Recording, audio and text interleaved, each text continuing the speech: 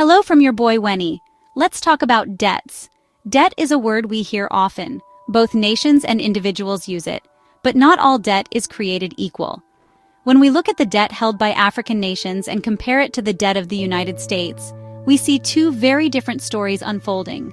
America's debt is vast, measured in trillions of dollars, yet its economy continues to function and even grow. In contrast, many African nations carry debt burdens that are much smaller in absolute terms, but these debts act like heavy chains, dragging down their prospects for development and locking them into a cycle of dependency. This fundamental difference is not just about numbers on a ledger, it is about power, trust, and the very structure of the global financial system. The core of the issue lies in how this debt is perceived and managed. America borrows in its own currency, the US dollar, which is the world's primary reserve currency. This gives it enormous flexibility. When the US needs to pay its debts, it can, in essence, create more of its own money. African nations do not have this luxury. They borrow in foreign currencies like dollars or euros. This means they must earn these foreign currencies usually through exports to pay back what they owe. This creates a precarious situation where their economic stability is tied to global commodity prices and the whims of international markets, which they do not control. The story of debt in Africa is one of vulnerability. A drop in the price of oil, cocoa, or copper can suddenly make it impossible for a country to meet its debt payments. This is a constant threat hanging over economic planners and government leaders. For America, the situation is the opposite. During times of global uncertainty, investors often flee to the safety of U.S. government bonds, effectively lending America more money at lower costs. The world trusts that the United States will always be able to pay its debts, a trust built on its economic size, political stability, and control over the global financial system's most important currency. This trust is a form of power that African nations simply do not possess. So, when we talk about debt, we must ask, debt on whose terms? For the United States, debt is a tool it can manage and control, a strategic instrument for economic policy. For many African countries, debt is a trap. It is a commitment made in a foreign currency, subject to external forces, and enforced by a global system that was not designed with their interests in mind. This imbalance creates a development roadblock that is difficult to overcome. The conversation about Africa's progress must therefore begin with a frank and honest assessment of the structural inequalities embedded in the global debt architecture, which treats one borrower as a safe bet and another as a perpetual risk. When an African nation is heavily indebted, its development grinds to a halt. The reason is simple. A large portion of the government's revenue must be redirected to pay interest and principal on its loans. This is money that cannot be spent on essential services for its own people. Think of it as a national budget with a massive hole in it before a single school is built or a single doctor is paid. The funds that should be laying the foundation for future growth, investing in education, healthcare, infrastructure, and technology, are instead sent abroad to foreign creditors. This creates a vicious cycle where a lack of development makes it harder to generate the income needed to pay off the debt. Consider the real-world impact on ordinary citizens. In a village in Zambia, for example, a local clinic might lack basic medicines or a reliable electricity supply. The government may have plans to upgrade it, but the funds are diverted to service external debt payments. A promising student in Ghana might find that there are no state scholarships for university because the education budget has been slashed to meet fiscal targets set by lenders. These are not abstract economic concepts, they are tangible roadblocks to human potential. Debt payments effectively starve the very sectors that are crucial for creating a skilled workforce and a healthy population, the two pillars of any thriving economy. Furthermore, high debt levels discourage new investment, both domestic and foreign. Investors are hesitant to put their money into a country where the government is financially unstable, and a large share of future earnings is already promised to creditors.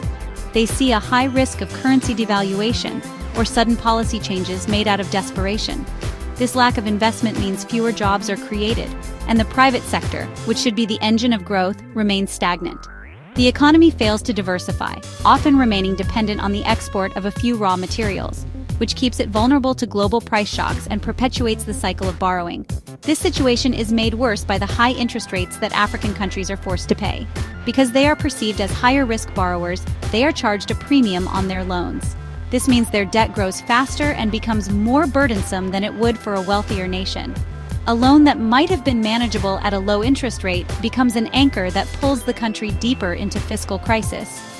It is a system that penalizes nations for being poor, making it exceedingly difficult for them to escape the very conditions that define them as risky in the first place. The debt, therefore, is not just a financial obligation, it is a structural barrier to progress. The United States occupies a unique and privileged position in the global economy, which allows it to manage a level of debt that would be catastrophic for any other nation. The primary reason for this is the status of the US dollar as the world's principal reserve currency. Most international trade, from oil to coffee, is priced and settled in dollars. Central banks around the world hold vast quantities of dollars as part of their foreign exchange reserves because it is considered the safest and most liquid asset. This creates a constant, built-in global demand for US currency, and by extension, for US government debt, such as treasury bonds.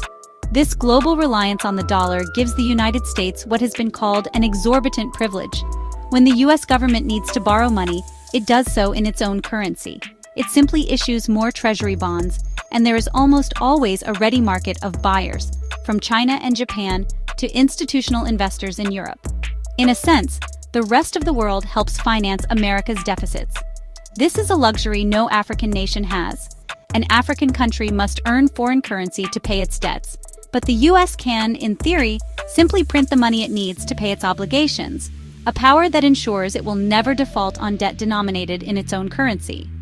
Moreover, the perception of security plays a crucial role. US Treasury bonds are seen as the ultimate safe haven asset. During times of global economic turmoil or uncertainty, investors around the world pull their money out of riskier markets and pour it into US government debt. This means that precisely when the global economy is weakest, the United States finds it easiest and cheapest to borrow money. The interest rates it has to pay often go down, not up. For an African nation, the opposite is true. A global crisis often means commodity prices crash and investor confidence evaporates, making it more expensive and difficult for them to borrow when they need it most. This structural advantage allows America's debt to function differently. It is less of a burden and more of a feature of the global system. The debt helps provide the world with the safe assets it demands, while allowing the US to fund its government and stimulate its economy without facing the same discipline from international markets. This is fundamentally unfair. It creates a two-tiered system where one country can sustain massive deficits with few immediate consequences, while others are severely punished for much smaller debts. The rules of the global financial game are tilted heavily in America's favor, allowing it to grow with debt, while that same debt cripples development prospects elsewhere. The current debt architecture is not sustainable or equitable for Africa. To break the cycle, change must come from multiple directions. First, the international community, including institutions like the IMF and World Bank, as well as private creditors, must move beyond the current framework of debt relief. Instead of offering temporary fixes that kick the can down the road, there needs to be a fundamental reassessment of debt sustainability for low-income countries. This includes more comprehensive debt cancellations, especially for odious debts incurred by past corrupt regimes, and mechanisms that link debt payments to a country's ability to pay, such as tying them to commodity prices. African governments must also take the lead in strengthening their own domestic systems. This means improving tax collection, fighting corruption, and ensuring that public funds are managed transparently and effectively. When citizens and investors see that revenue is being used productively to build infrastructure and improve services, confidence grows. This can increase domestic savings and investment, reducing the reliance on foreign borrowing. Furthermore, diversifying economies away from a dependence on a few raw material exports is critical. Investing in manufacturing, technology, and services will create more stable sources of income that are less vulnerable to the volatility of global markets. A more just system would also involve changing the terms of borrowing. Loans to African nations should be offered in more stable terms, perhaps with fixed low interest rates, or even denominated in local currencies where possible to reduce exchange rate risk. New financial instruments could be designed to protect against economic shocks. For example, loans could include clauses that automatically pause payments in the event of a natural disaster, a pandemic, or a sudden collapse in the price of a country's main export. This would provide an automatic safety net, preventing temporary crises from turning into long-term debt traps that derail development for a generation. Ultimately, the goal is to shift the relationship from one of dependency to one of partnership. Africa is a continent of immense potential, with a young, dynamic population and vast resources. The current debt system treats it as a problem to be managed rather than an opportunity to be realized. A fairer global financial system would recognize that sustainable development in Africa is a benefit to the entire world. By restructuring debts, fostering better governance, and creating more equitable lending practices, we can help dismantle the roadblocks that have held the continent back. This will allow African nations to finally invest in their own people and build the prosperous future they deserve. Many thanks from your boy Wenny, and check my channel Money and Power.